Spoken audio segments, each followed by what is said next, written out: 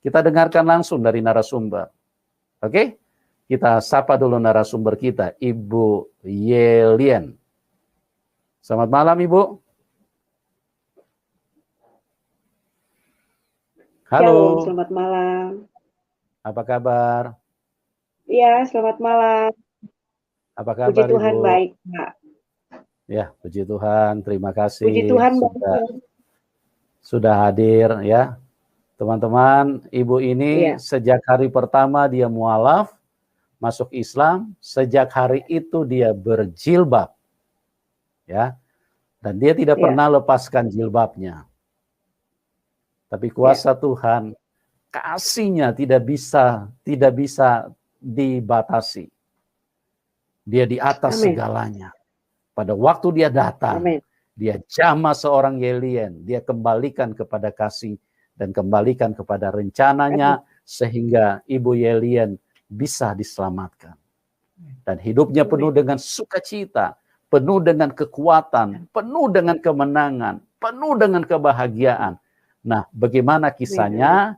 Saya serahkan langsung kepada Ibu Yelien untuk menceritakan dari latar belakang dulu bagaimana Ibu sebagai seorang Kristen, ya. Silakan Ibu Yelien. Ya, terima kasih Pak.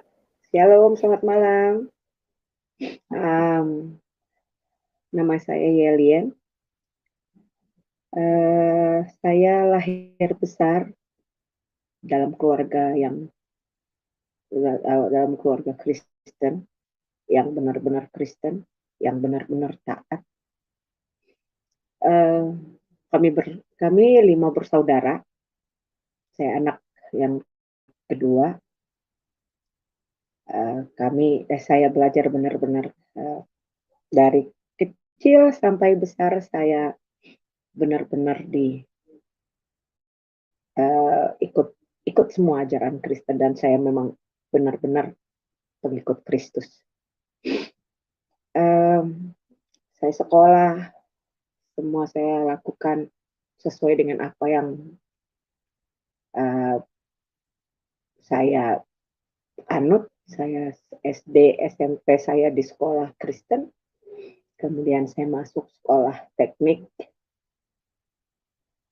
dan saya kuliah. Orang tua saya benar-benar orang tua yang benar-benar Kristennya luar biasa, karena keluarga saya memang benar-benar hidup dalam Tuhan yang luar biasa. Singkat cerita, saya kuliah. Kebetulan saya menikah muda, umur 19 tahun saya menikah. Saya punya anak. Kemudian saya menikah dengan orang yang beda cukup jauh.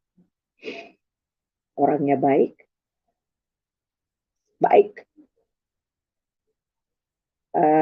Menikah cukup lama sampai anak kami yang kelima. Kami punya satu masalah beda prinsip, dan ada beberapa kata yang kurang pantas diucapkan. Kemudian saya dengan mantan suami saya, kami sempat pisah rumah. Kemudian kami berinisiatif untuk bercerai. Saya cerai di tahun 2000.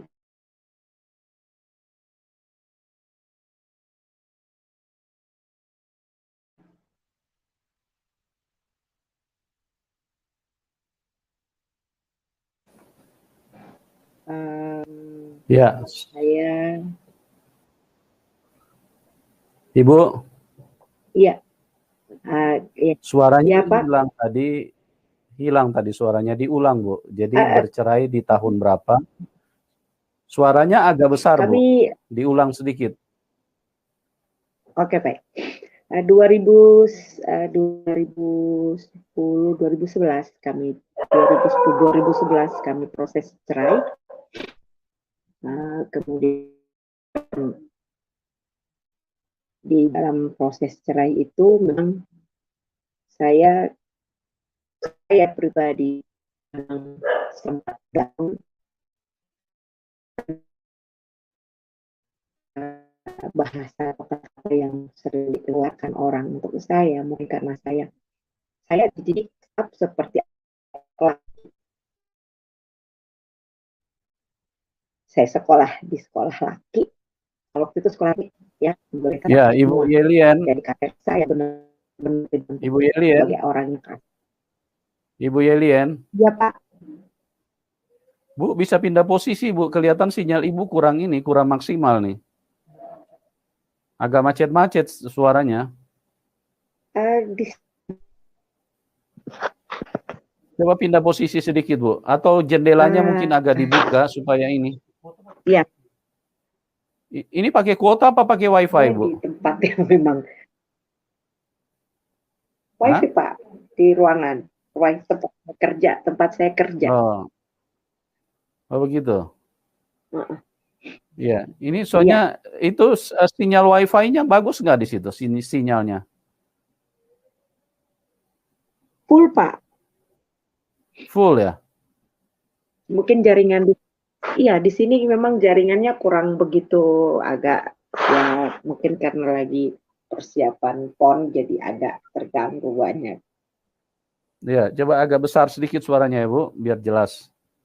Apa jendelanya dibuka sedikit kali supaya ini? Oh ya udah. Ya lanjut Bu, lanjut aja, lanjut. Nggak apa-apa Bu.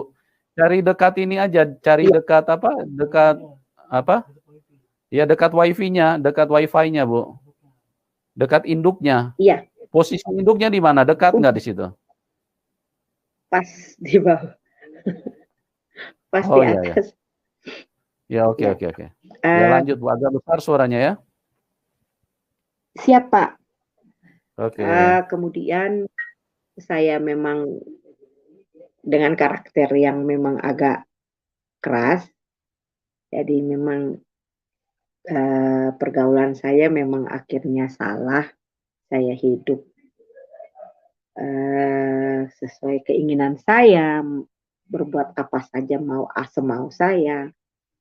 Saya masuk ke bar, saya merokok, narkoba, apapun itu saya lakukan supaya untuk menghilangkan pikiran-pikiran saya yang sempat membuat saya down begitu.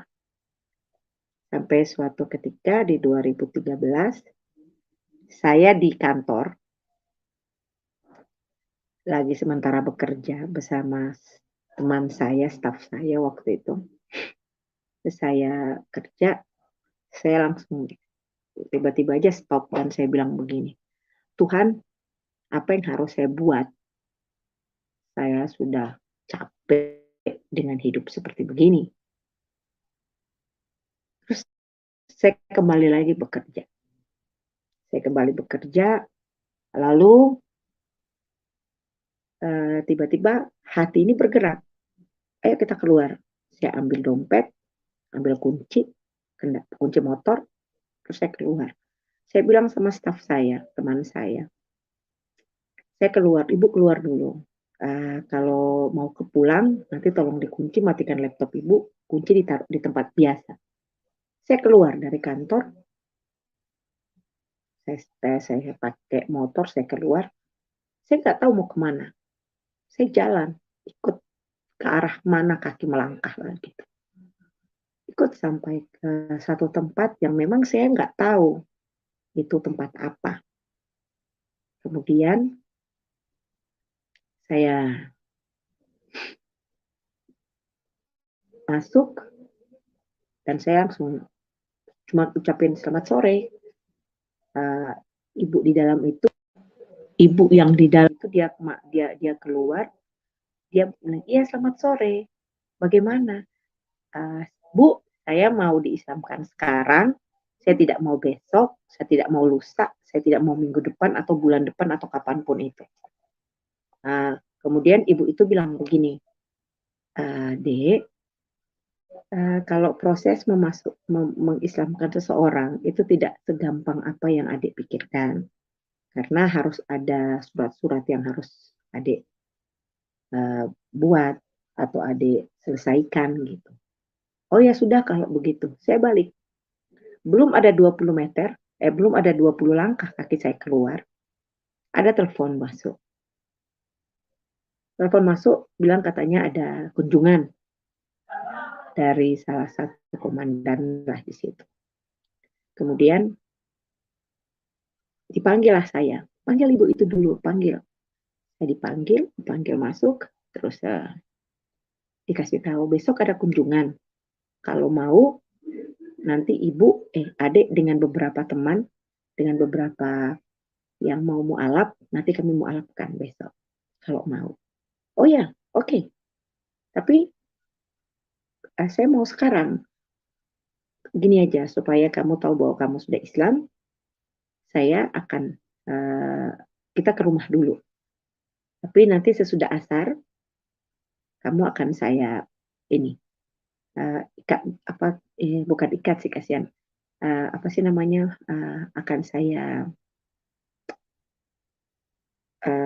lakukan sesuatu lah ya, saya lupa namanya apa. Kami ke rumah ibu itu, saya bonceng beliau, naik motor sampai di rumah, ibu dia sholat asar selesai, ibu terus ngomong begini ke saya, kamu mandi dulu, mandi bersih, apa sih namanya, keramas, bersih.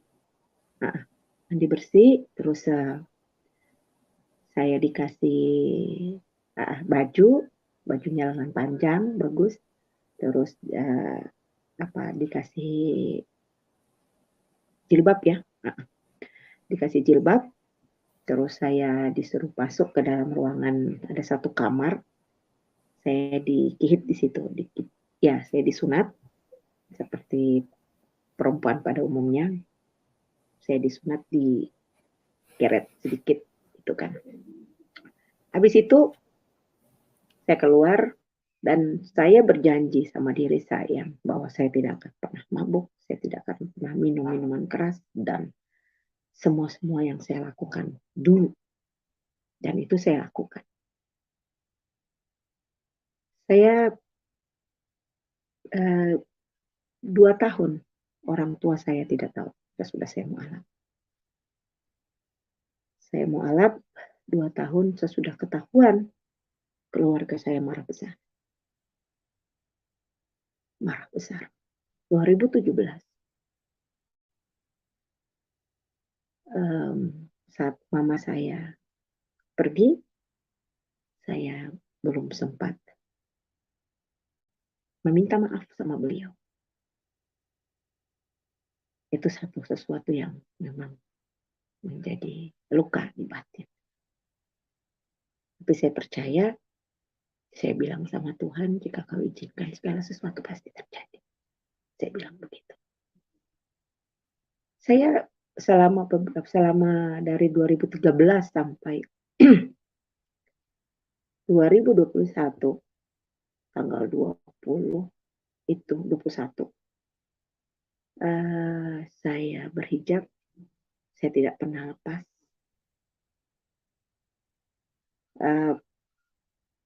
Ke kantor pun saya berhijab.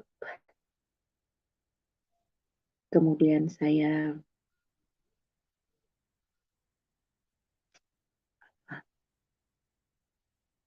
banyak saya ikut kegiatan pengajian yang memang benar-benar harus saya ikut. Tapi ada beberapa yang saya merasa kurang cocok, maaf, saya tinggalkan karena tidak bertentangan dengan hati nurani saya. Begitu. Kemudian saya bertemu dengan suami saya sekarang di 2014. Kami pertama kali bertemu 2016 kami menikah. Suami saya orang Padang, Sumatera Barat, Bukit Tinggi.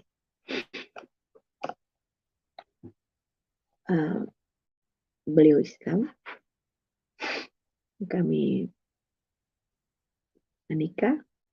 kami pergi ke, ya waktu itu kami sempat pulang ke Padang 2016, terus balik kami menikah di Jayapura. Dan saya sampai tanggal 21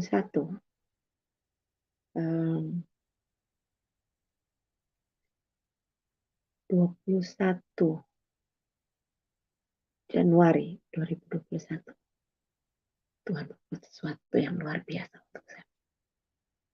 Oh iya, saya lupa. Ada satu cerita. 2 tahun sebelum 2 tahun kita 2 tahun ke belakang 2019 itu setiap kami sholat tangan saya tidak pernah bukan tidak pernah tapi selalu terangkat. Jadi saat zikir ya, saat zikir suami saya masih zikir, tangan saya selalu terangkat begini. Terangkat ke depan, keangkat dan selalu saya berdoa. Doa yang saya ucapkan itu doa Bapa kami. Saya berdoa itu. Saya kaget. Apa ini Tuhan? Tapi saya percaya. Saya cuma satu kali, yang pertama kali saya mengucapkan doa itu, saya kaget. Dalam hati saya bertanya, apa ini Tuhan? Apa ini Tuhan? Sampai akhirnya saya bilang begini. Jika ini adalah kehendak-Mu ya Tuhan, maka terjadilah menurut kehendak-Mu. Itu yang saya imani. Mulai dari tahun 2013, saya lupa kelewat. 2013 sesudah saya mualaf, setiap tahun kurang lebih 8 tahun saya mualaf. Halo, Setiap. Bu. Iya, halo. Suaranya kecil sekali, Bu. Agak besar suaranya, Bu. Kecil sekali suaranya.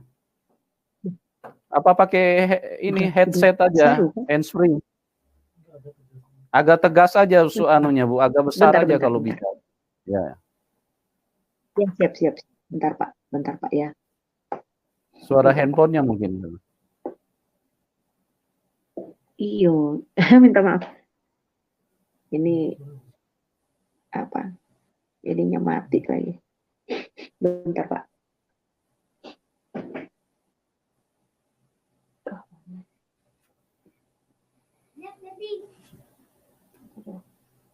Ya tolong ini ya. Oh sudah. Bluetooth mode.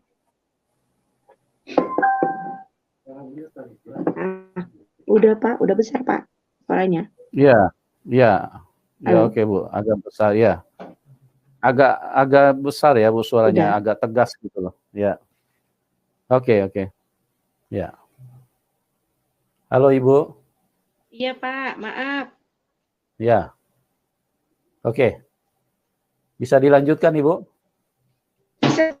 Bisa Pak, bisa. Ya oke, lanjutkan Ibu, lanjutkan.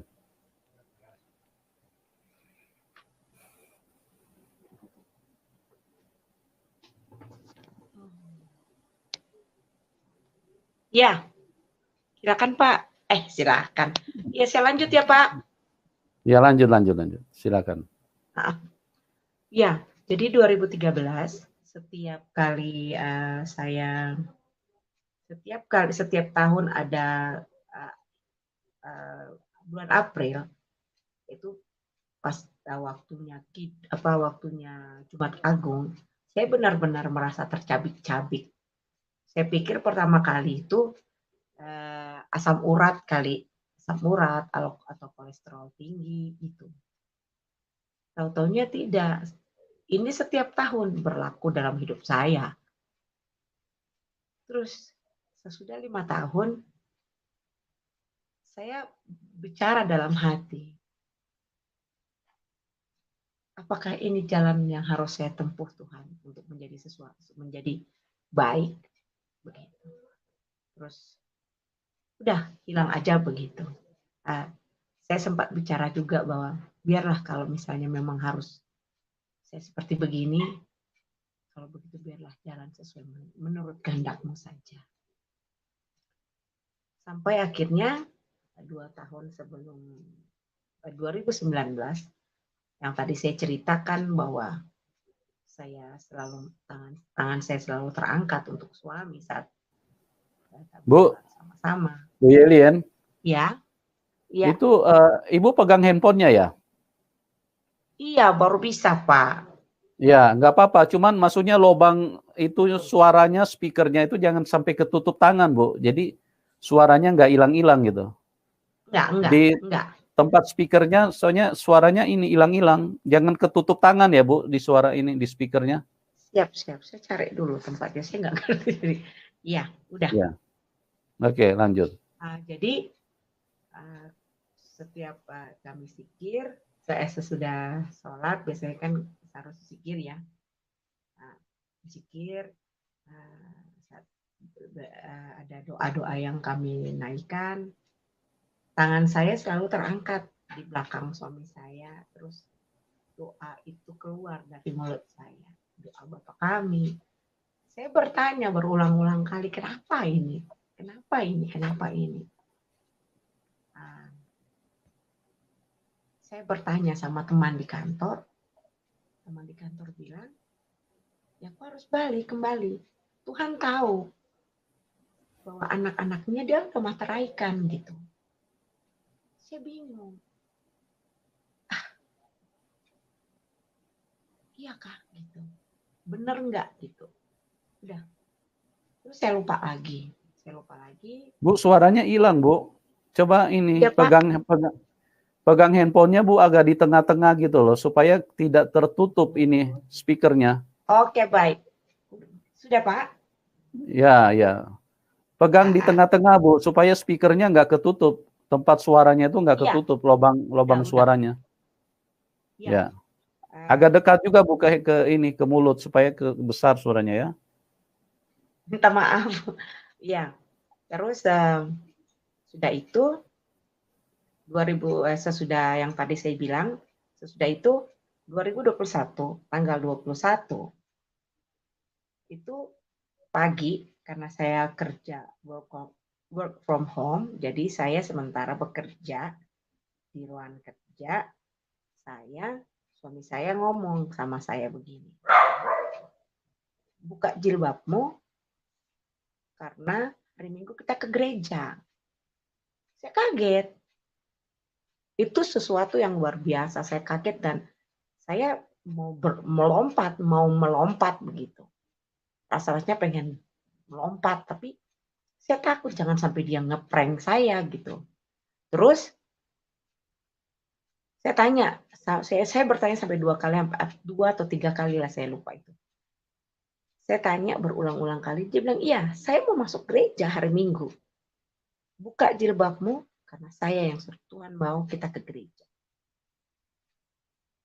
Saya dalam hati, Tuhan, ini benar nggak? Gitu. Kemudian, dia lanjut lagi ngomong begini sama saya. Tolong carikan saya lagu. Lagu apa? Ini di belakangnya perisaiku begitu. Terus saya bilang, perisaiku gimana ya? Terus saya cari di YouTube. YouTube channel kan saya cari.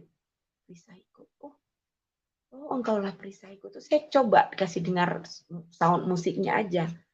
Terus dia bilang, ini lagu ini. Kenapa dengan lagu ini? Lagu ini saya dengar dari tanggal 20 pagi sampai yang ada ini, tanggal 21 ini. Saya masih dengar di kuping saya. Saya semakin takjub akan kebesaran Tuhan. Saya mau teriak haleluya, mau teriak puji Tuhan. Tapi saya takut sama suami saya. Setelah itu, hari Minggu, saya sudah siap. Saya kasih bangun suami. Ayo kita ke gereja katanya. Bu, suaranya sendiri. Bu. Iya. Suaranya Bu. Pergi ya, saja tolong. Sendiri. Oh ya. Hari Minggu, saya kasih bangun suami saya. Ayo kita siap-siap kita ke gereja. Gitu. Kemudian suami saya bilang, aduh pergi aja sendiri. Kok nggak apa-apa saya ke gereja? Nggak apa-apa. Saya yang suruh kok. Dia bilang begitu. Oke, kalau gitu saya ke gereja. Saya ke gereja. tanggal 24 saya ke gereja. Di gereja itu saya pertama kali masuk sesudah saya musafir selama 8 tahun. Saya mengembara. Saya masuk ke gereja. Air mata saya jatuh. Di situ Ibu Gembala, hari itu Ibu Gembala minta supaya di awal tahun ini kita membangun mesbah doa di keluarga. Saya excited sekali dengan firman yang Ibu Gembala bawa itu. Pulang sampai ke rumah saya kabarkan berita ini ke suami. Suami saya dengar, iya Kak, aduh bagus ya, banyak sekali pertanyaan.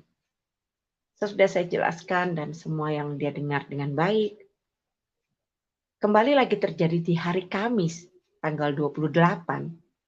Dia bilang, saya mau ke gereja hari Minggu. Terus saya bilang begini, kalau memang mau ke gereja, ayo kita ke gereja. Jangan main-main dengan Tuhan Yesus. Saya bilang, ya saya ke gereja hari Minggu. Dia pergi ke gereja dan memang benar dia lakukan itu. Dia melangkah ke gereja. Rapi, gagah sekali suami saya ke gereja. Pokoknya hari itu dia penampilannya luar biasa. Dia ke gereja. Memang dia bilang waktu pergi ke sana tuh, pergi ke gereja pertama kali itu, langkah kakinya itu agak berat. Tapi waktu pulang, tuh suka cita karena kakinya udah, langkahnya ringan sekali, nggak ada beban. Begitu Pak. Sudah, kami duduk, kami pulang. Ibu Gembala kaget lagi. Ibu Gembala kaget, kok bisa ya nih orang? Kemarin kan masih berhijab. Dia mau ngomong, tapi nggak jadi.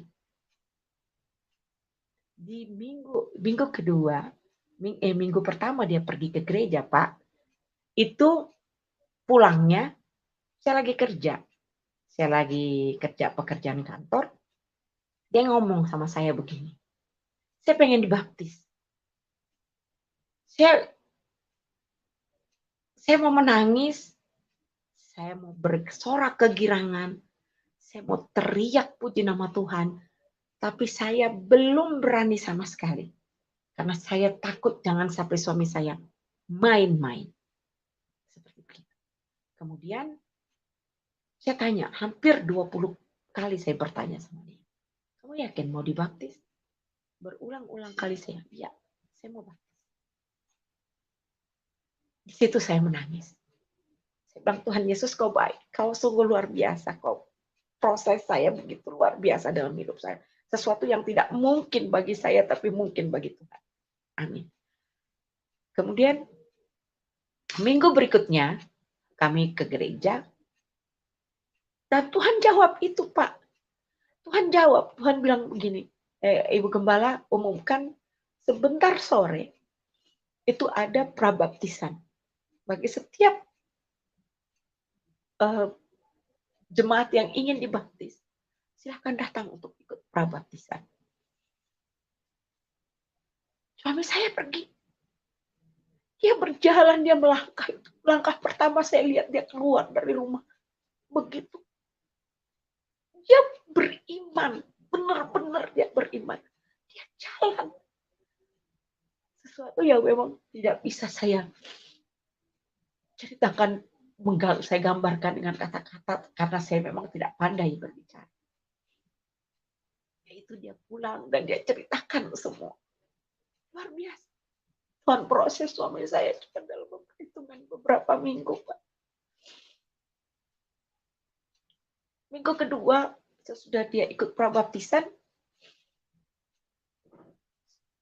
saya terlalu excited ya. Saya bersemangat, saya foto. Saya lupa. Saya foto dan saya masukin di Facebook. Saya lupa kalau di situ ada keluarganya. Tapi bukan bermaksud untuk membuat sesuatu yang menghancurkan adik dan kakak, tidak. Saya masukin karena saya terlalu bahagia. Saya kasih masuk di situ. Di situ awal mula keluarga besarnya tahu. Saya tidak bisa bicara panjang lebar soal yang itu. Kemudian banyak. yang Tuhan buat luar biasa dalam kehidupan. Untuk saya pribadi, saya diberi tantangan cukup banyak. Sesudah itu ada beberapa kali Bu, suaranya Bu. Saya sempat sakit, Pak. Iya, halo. Saya sempat sakit. Suaranya hilang. Ya. Saya sempat sakit. Saya ada terjadi kejadian yang kalau mau dibilang di luar akal sehat ya. Itu tiba-tiba saya ini terus saya sempat hampir nggak ada. Terus ada adik perempuan di sebelah rumah, memang dia hamba Tuhan. Dipanggil sama suami, minta didoakan. Kami didoakan. Itu malam pertama kami penyembahan. Kami berdua dan dibimbing sama adik perempuan itu. Penyembahan pertama kali. Luar biasa. Tuhan tunjukkan luar biasa untuk suami saya. Kemudian 2 kali, 3 kali. Yang ketiga kali saat dimana suami saya bertemu dengan Tuhan Yesus. Itu nanti dia cerita sendiri. Sesudah itu banyak yang Tuhan buat kami, Pak. Dari mulai usaha kami, ya inilah kita namanya orang pikul salib ya Pak. Saya percaya itu bahwa Tuhan Tuhan buat segala sesuatu baik. Dia merubah kami. Yang biasanya kami gampang memiliki uang, tiba-tiba susah. Kami sempat kami sempat tutup warung usaha kami 2 bulan.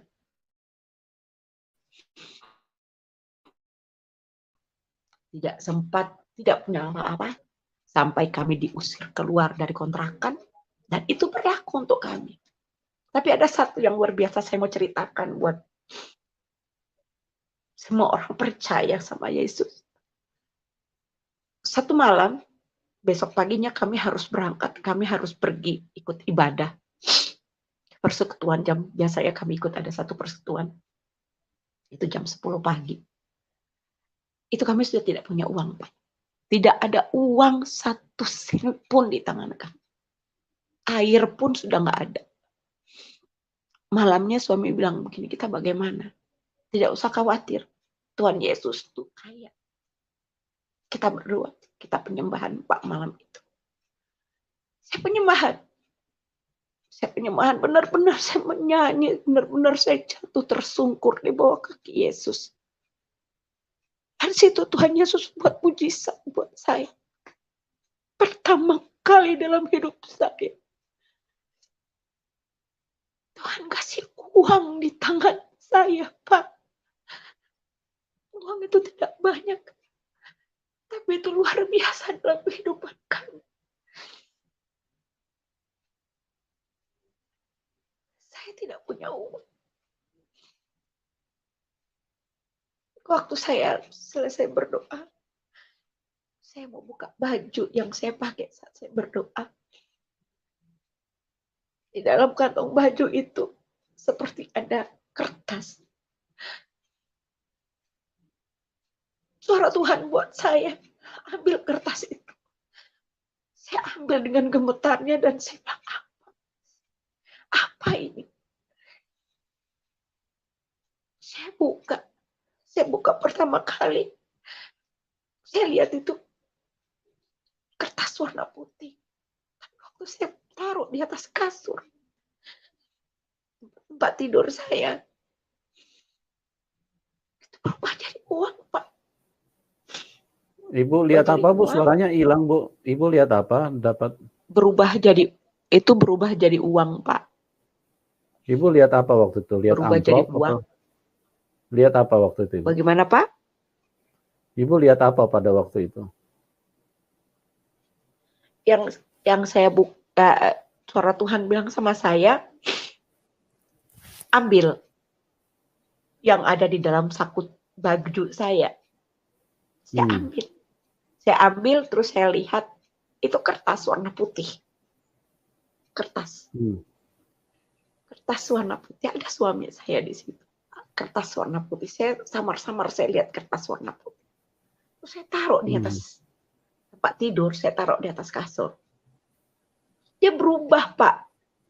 Dari kertas warna putih itu, Tuhan kasih saya 50.000 2 lembar, 20.000 1 lembar, 10.000 1 lembar, 5.000 1 lembar, dan 2.000 1 lembar.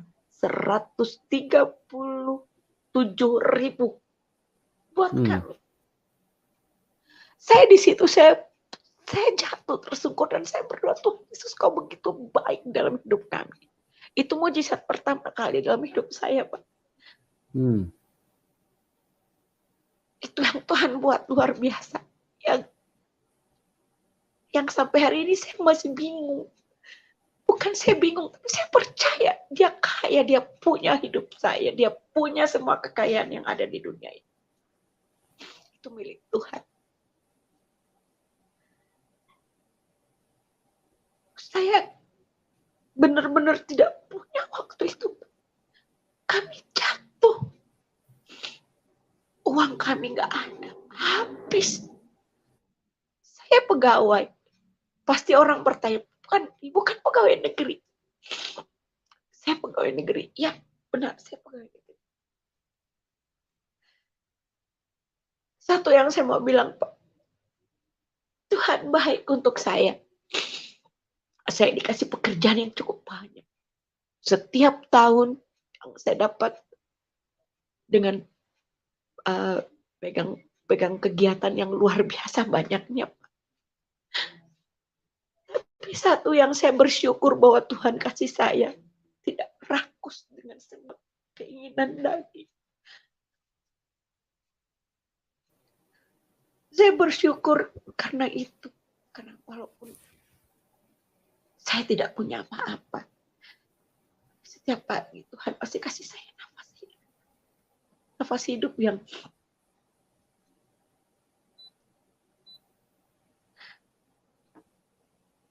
jika saya tidak punya nafas hidup, saya tidak bisa hidup sampai hari ini. Saya percaya bahwa Tuhan punya sesuatu yang luar biasa untuk saya. Saya tersungkur tadi saat kami jam 6 berdua selalu doa penyembahan. Kami selalu lakukan penyembahan jam 6 sore. Dan di situ Tuhan suruh kami buka di Ibrani 12 tentang siapa yang orang-orang yang yang akan 12 ayat 12 ya. Itu bagus sekali. Saya imani itu, Bapak. Saya imani luar biasa. Saya bersyukur dan saya terima kasih sama Tuhan. Tuhan buat saya jadi luar biasa. Suaranya, Bu, gimana? Tuhan, saya bersyukur karena Tuhan buat saya luar biasa dalam hidup saya, membuat saya menjadi satu karakter yang luar biasa, Pak. Saya dari seorang yang kasar, akhirnya bisa lembut. Proses yang luar biasa panjang, yang mungkin tidak semua orang bisa, atau mungkin orang lain lebih panjang prosesnya dari saya. Itu, Pak. Iya. Maaf.